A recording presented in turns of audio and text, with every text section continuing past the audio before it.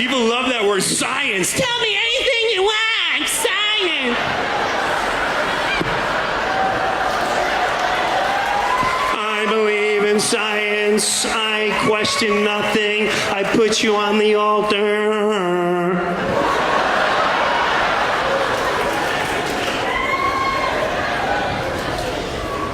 Those religious people are real nutty, cult-like. Oh, really? So I have this conversation. I revisit this from time to time, especially with a certain family member, and even with this fellow I've never met recently on the internet named Tim, who came to my page and started commenting 40, 50 comments on everything I posted, accusing me of being a white nationalist, a white supremacist, and this and that for supporting Charlie Kirk, basically. I've heard the same thing about Charlie Kirk. Charlie Kirk's a Nazi, Charlie Kirk's a racist, Charlie Kirk, Charlie Kirk, Charlie Kirk. And it's the same thing, this liberal premise of everybody I don't like is a Nazi. And this is where all this rhetoric comes from that, turns people against each other and creates this violent, volatile environment politically in our country and in this world in general. But I just wanted to comment on this because this is the second time I stopped talking to my brother after the last time. It was just too much. It was, a lot of it has to do with alcoholism, but, this went on long before the alcoholism entered his life. And there's always this whole, like, I'm a victim, quit pushing your beliefs on me, blah, blah, blah. So I just wanted to make it clear. I don't even know. It's been decades since I've been to church. I don't recall the last time I went. Maybe I went once or twice and I don't even remember, but I haven't been a churchgoer in decades. I don't claim any religion. As far as Christianity versus Gnosticism, I have more disagreements with Christianity than I do with a lot of other religions because of what the Romans did to corrupt the church, the Bible, the church body, the believers, for many years. And we can see that with, comparing the Gnostic writings to the Catholic writings, to the original canon from the Gnostics, from the Coptic Christians, the Egyptian Jews that followed Christ, compared to the Romans who, edited and adulterated the Bible. We know there's a lot of edits now because in 1946 and a couple of years after even, more and more of these ancient scrolls came out of like Nag Hammadi, Egypt, and other parts in Cairo. That are, older than the manuscripts of the Romans, older than any known manuscripts we have, and they're more complete. They have all the Gospels and everything, way farther into the context of Christ than we've ever seen before. And we see how well these match up with one another and with the narrative. So anyway, I don't preach. I don't go. You can look at my vlogs here. You can look at my website, disruptarian.com. I write 4 or 5 times a week. I make blogs 4 or 5 times a month. Vlogs, that is, video blogs on the YouTube channel that I have, Disruptarian Radio. I do podcasts. I don't know the last time I've talked about religion. It was probably the last time I talked to my brother. And he brings it up. So here, I'll post that here. I'll post what he said the last time, March of 2024, where we were just talking about punk rock bands. We were just talking about, life in Utah and growing up and things. And I guess his wife, started using the N-word and saying spick and things like that. And I got offended by it. I don't like those words. And so I stopped talking to them over that. I didn't want her in my life because it was just uncomfortable. And those racist words just have no place in my life. And so we talked about that. And then he's like, yeah, but you were a skinhead when you were a kid. And so I don't deny it. I wrote a whole blog about it. Not a blog, I wrote a whole book about it. I wrote on mystory.behindzioncurtain.com, which is still on the Internet Archive from way back, over 20 years ago. It's still on the Internet Archive. And I talked about that. At the time, I had a Native American girlfriend who was full-blooded Navajo. I had a Hawaiian friend who I were close friends with, despite being Hawaiian, was also a skinhead. And so we weren't Nazis. And he's like, yeah, but you had swastikas tattooed on you.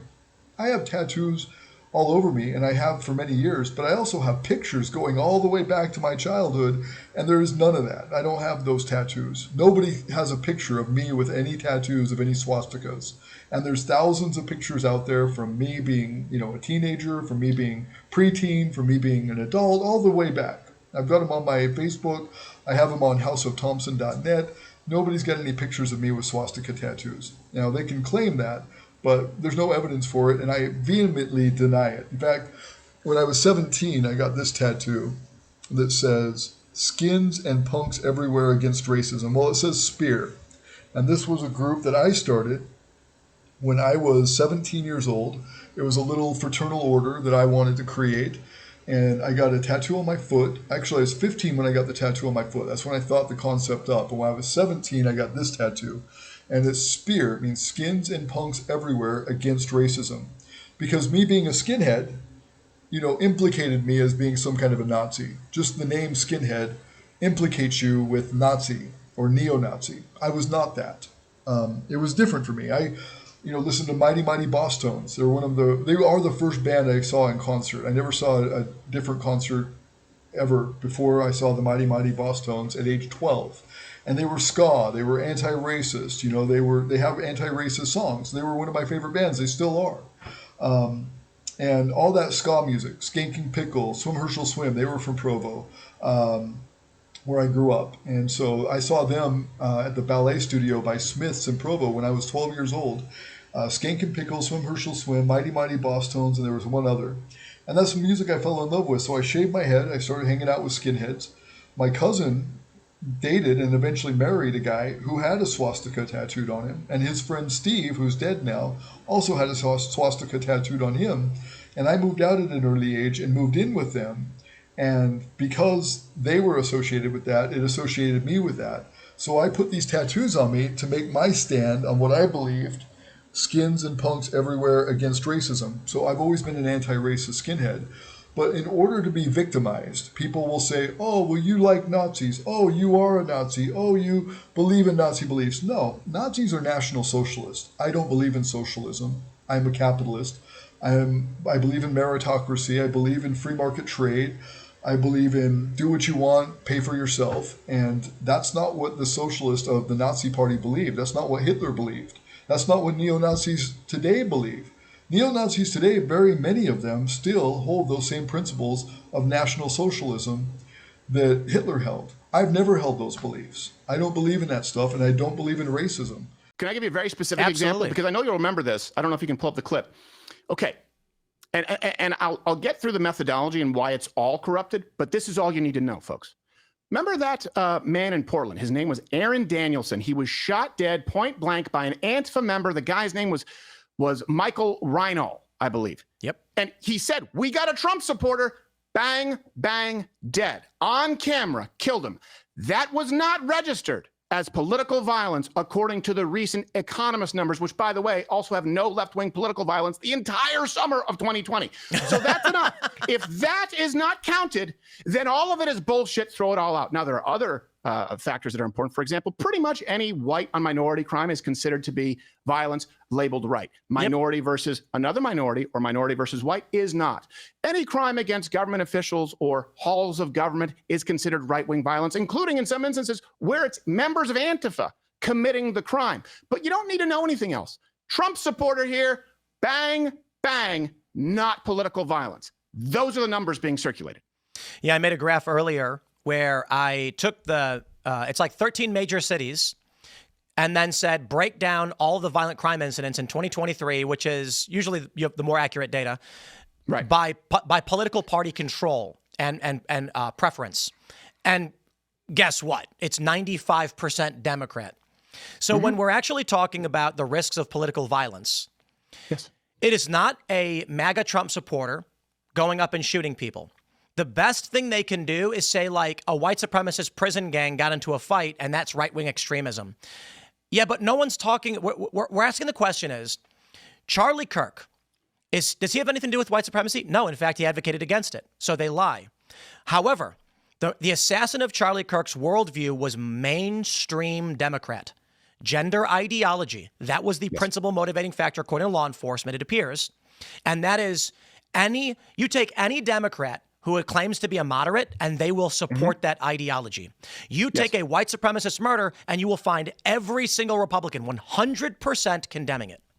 Yeah, Well, not to mention that people don't realize this, that neo-Nazis are often still socialists. That's one thing people don't realize. They think they can make all the social programs work if just not for the blacks and browns and Jews. Like, people don't realize they actually supported the socialist part of the Nazi name as well. So anything that is white supremacy, they just label as right-wing. Let me give you some examples of other ones that are not included, by the way. It depends on whether you're using Cato or you're using the economy. In fact, my kids right here in the Philippines, you can see, are dark skinned. They're Filipino. My son Dylan here, he has my name. You know, he's my son. He's Filipino. They're, you know, I don't have a racist issue. I'll show you Dylan here. This is my baby. Dylan Cash Thompson. And he's a little black baby. We always tease him for being black. He's not black. I mean, he's brown. But he's a dark-skinned baby. And that's my kid. I mean, I live in the Philippines. I don't have a racist issue. I don't have a racist bone in my body. I think racism is one of the weakest forms of judgment that you can ever pass. I'm not saying I'm not judgmental. I believe in merit. I believe in hard work. You know, people who are lazy, people who don't believe in merit, people who have an issue with, you know, capitalism and things, I judge them because to me that seems lazy. But I don't have a racist bone in my body. Anyway, this whole victimized thing of, you know, you're preaching your religion on me, stop preaching to me, blah, blah, blah. I just want to show how that started and how it ended, because I don't believe I was pushing my beliefs on him. I believe he was pushing his atheist beliefs on me. I just said that I quit my habits at age 19 because the Holy Spirit came into my life. And it convinced me to, you know, get my head on straight. And then he goes into a tirade about this is fake about the Bible, that is fake about the Bible, these stories don't really exist, they're not really true, blah, blah, blah, blah, blah. And, you know, for me just saying that I found, you know, a way to cure my addictions through finding a relationship with the Holy Spirit, when we were talking about addiction, that gave him a launch pad into I'm atheist because religion sucks because the Bible's fake this, the Bible's fake that. Atheists preach way more than any Christian I've ever met, honestly. I don't meet Christian preachers who are as tenacious and ambitious as the, you know, atheists who preach their religion. You know, you look up I'm just going to post it on this video, look up the definition of religion. Atheism definitely fits that mold. But I told him, you know, in this, and you'll see at the end, the difference between me and him is that I haven't been to church in decades. He still goes to the Mormon church. He tells me in this video, in this conversation on Messenger, that he's going to take his son to the Mormon church. If you're not religious, why go to church? I don't go to church. Okay, so this is what I'm talking about, this whole like atheist preachy thing, but also I think what really is most concerning is the whole defamation thing, where it's like, you know, you're associated with these, you know, people, you're a Nazi, you're a, you know, Christian that forces their opinion, you're a this, you're a that. And, you know, that's really the thing is, you know, it's easy to use words and defame somebody, but is it really fair? And if it isn't, I think that, you know, what he has done, what others have done, especially in this whole, you know, Trump, Elon Musk world, is, you know, Trump's a Nazi, Charlie's a Nazi, Elon's a Nazi, and they wage these, you know, defamation campaigns against their enemies because they can't win any other way. Why they're even trying to win, you know, is beyond me. Why this can't just be we all win? Like, that's what discussion is about. That's why I've always done radio, you know, and that's why I've always had discussions with people that don't believe the way I do. You know, for 20-something years I've had radio shows, you know, Utah Pirate Radio, Senti Life Radio, Ex-Cannabis, and Disruptarian Radio, and then I've been on other people's shows for a lot of years too. And, you know, the whole, like, idea that, you know, people can't just have discussion, that they have to use, you know, either violence or defamation is the real crux in our world that destroys, you know, everything, I think, in my opinion. It really does a lot more harm than good. And so, let's see, we were talking about our fingers he got injured. I had my finger cut off at work. I was doing an install last year, and I slipped and cut my finger off with my pocket knife. Let's see. Your gun. Let's see. What is it? I said. Oh yeah, this is me 16 years ago trying to get weed legalized. We were talking about the laws in Idaho. He's got some warrants for his arrest for alcohol. And I was like, you're lucky they didn't bend you over and penetrate you in Idaho. They're bastards. They still don't even have legal weed, even though every border around them does. Yeah, they were hard on me. I have had other DUIs, never spent more than a couple of hours in the holding cell. In Idaho, they thought it was my first, put me in jail and made me test randomly and released me. Utah never made me test. And I showed them this was me in Idaho 16 years ago trying to get weed legalized. I protested drug court regularly, and on tax day I would protest at the post office. Meanwhile, I had a massive grow in my house in the basement. I had 24 beautiful babies growing in my basement. Massive felony. Never got busted, but Lord knows if I did, I'd still be in prison. And he said, same with anything though. Someone new drinker, new crack user, new pot smoker, it's pretty dangerous on the roads. The longer you use something, the less it's going to affect you. I would outdrink you 4 times over, and you could smoke 10 times more than me. I said, yeah, I don't drink well. I went to the bar 3 weeks ago for the first time in years. I drank from 8 p.m. to 2 a.m. and I was fucking hammered, but I was drinking liquor. With me and Holly fight, there are times that I drink 30 beers and still walk to the store for more. I said I outdrank Kimmy's 400-pound brother, Marty, and Melissa's ex, Tony, when I met Kim, and I wasn't a drinker back then. He says, you're not an alcoholic, though I am. I said, yeah, I go without alcohol for years sometimes. Trust me, I drink all day, every day, from the moment I wake up till I sleep. I said, I drank a total of 5 times in 18 years being married to Kim, but I smoked a few fields of weed in that time. He said, I never drank like this until I met Holly, and she doesn't drink. I needed to deal with it. But for 5 years, 24 hours a day, I'm legally drunk and no one can tell. Today so far, I can tell. He said, let's see, I said I never drank until I met Holly. I said I started drinking because of Holly. I said, seriously though, I drink a few times to deal with that shit in Oregon. He said, if I smoked a joint of weed and I drove, I would kill people. I said, weed never affected me like that. He says, but 6 beers, even though it's illegal, I wouldn't be dangerous to anyone. Sucks, but there's no leeway. I said 6 beers I wouldn't trust myself. He says, Colorado doesn't even test for weed, for DUIs, I don't think. I've drank like 10 or so today. I woke up at noon. I said, yeah, Colorado started the 5 nanogram testing limit in 2013. It's bullshit. 5 nanograms is like 1 beer to you. He says, nope, I've actually drank 14 in 6 hours. Video call me. See if you think I'm drunk. You'll be surprised.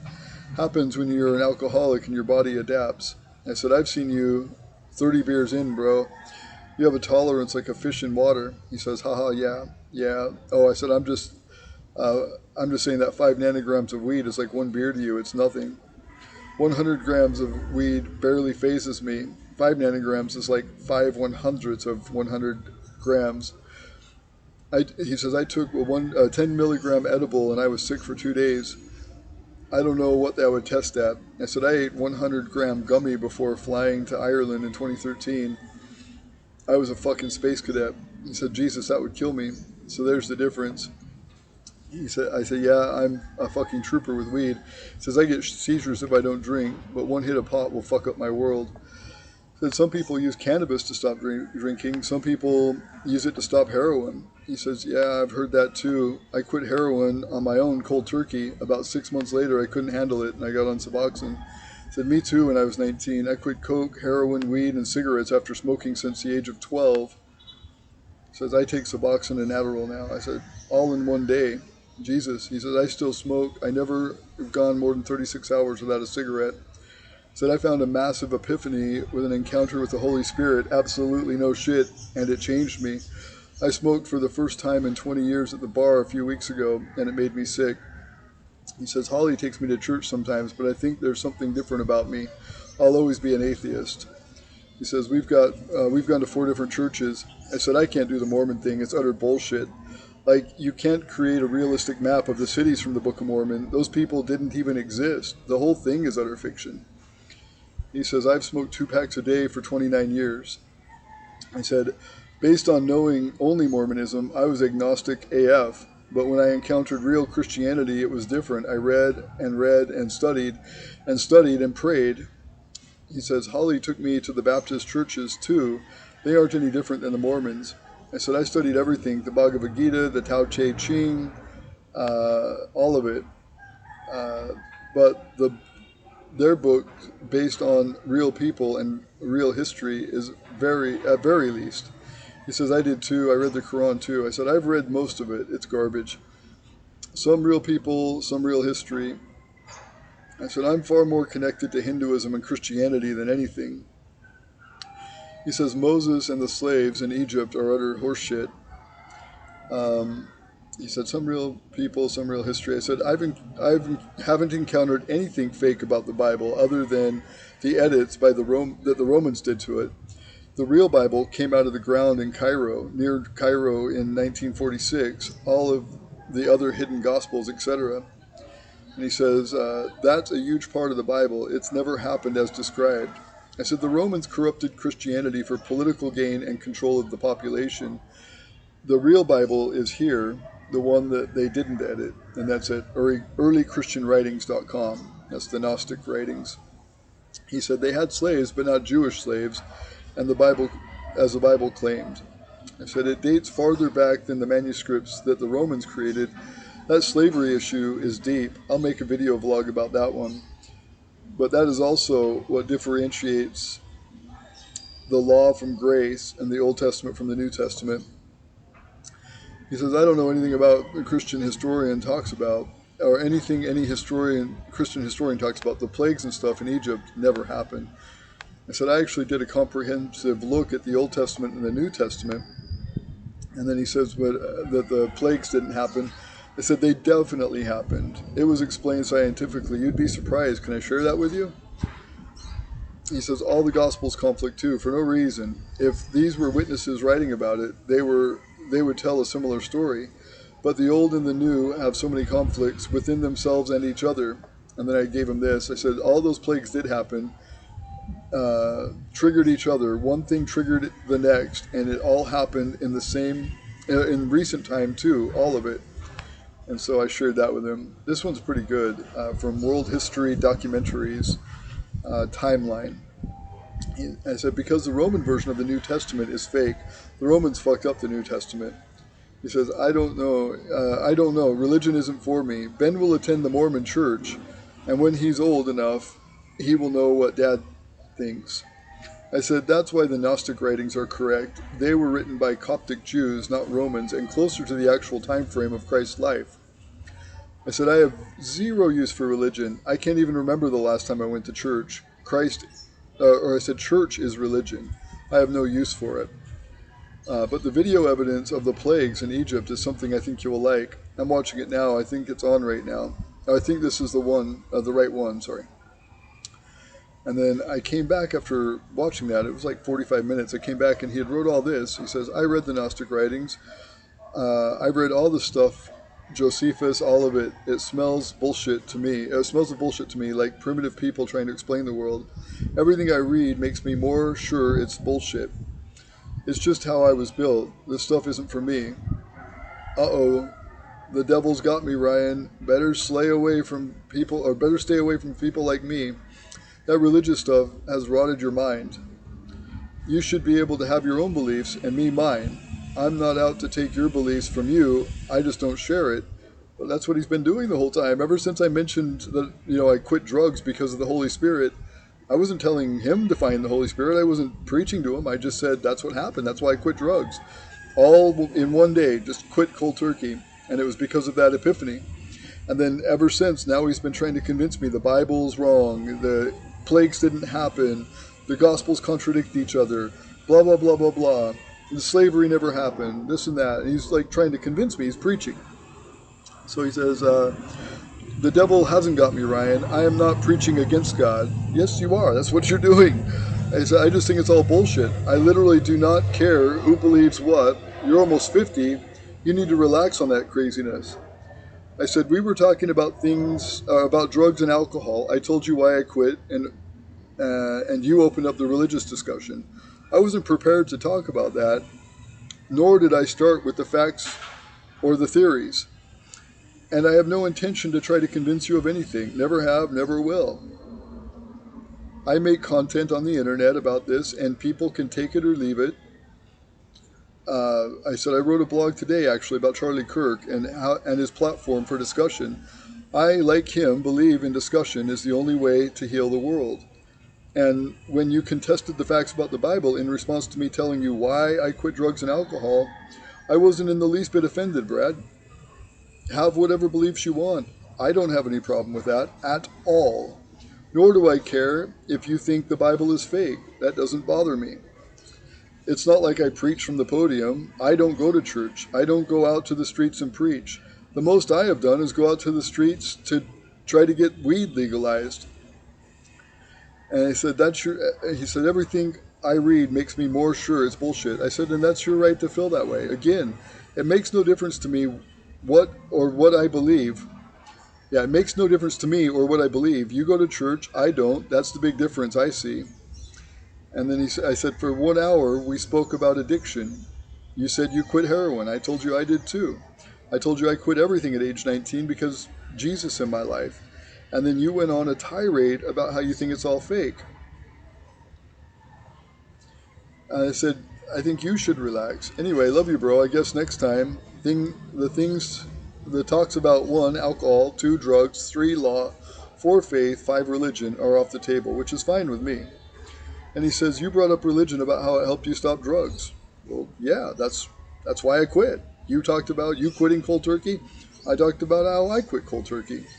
And then you went wild with it. No, I did not go wild with it. You contested all these things. As soon as I said that I found the Holy Spirit and that's what made me quit drugs, then you went on a tirade about how you don't believe in it, how it's bullshit, how these things didn't happen, how slavery didn't happen, how the plagues didn't happen. You went on the tirade. And that I was just trying to head you off. No, you were trying to egg me on. If you go back, you'll see. Well, that's why I'm recording it. So I literally do not give a shit if you worshiping random God or Satan. I could care less. It's fairy tales for adults. You will no more get me to believe in Buddha or Satan than you would get me to believe in Santa Claus. Don't ever bring it up again. Alcohol and drugs and the law, sure as fuck, on the table if you want to talk to me. That's not my thing. I don't care about that much. You talk about that constantly.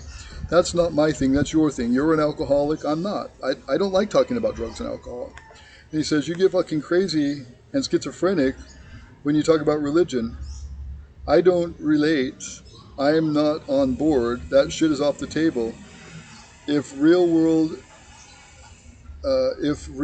actual issues I'm dealing with are on the table of discussion, then fuck off, Ryan. Fuck you and your God. I am not down with it. See, you're the one getting crazy. You're the one getting offended. You're the one trying to offend, and you're the one egging it on. All I said was Jesus, the Holy Spirit, inspired me to quit drugs. And then you went on the tirade. I was okay talking about it, but I wasn't forcing you. And then he says, you won't forget, I'm 10 years ahead of you. Oh, just forget it, Ryan. I'm 10 years ahead of you. None of that gay shit's going to work on me. Just keep it to yourself. I said, work on you? You must think I'm some sort of preacher. You started preaching about atheism and how the Bible sucks. I wasn't preaching. I was just sharing how I quit heroin. Be 10 years ahead. But if you think you aren't religious, you're wrong. Look up the definition of religion. You fit it perfectly. Who goes to church, me or you? It's been decades since I've been, bro. You say you will take Benny to the Mormon church? None of my kids had to do that. They didn't go to any church. Even when I went, they didn't get forced to go. Fuck you, Ryan. You brought up the Bible. Blah, blah, blah. All I try to do. Blah, blah, blah. And see, he goes on and on and on. This is always him. And then his, in-laws, I guess, his wife's family, apparently are a bunch of white supremacists, he says. He posted this on his Facebook wall. I got screenshots of it.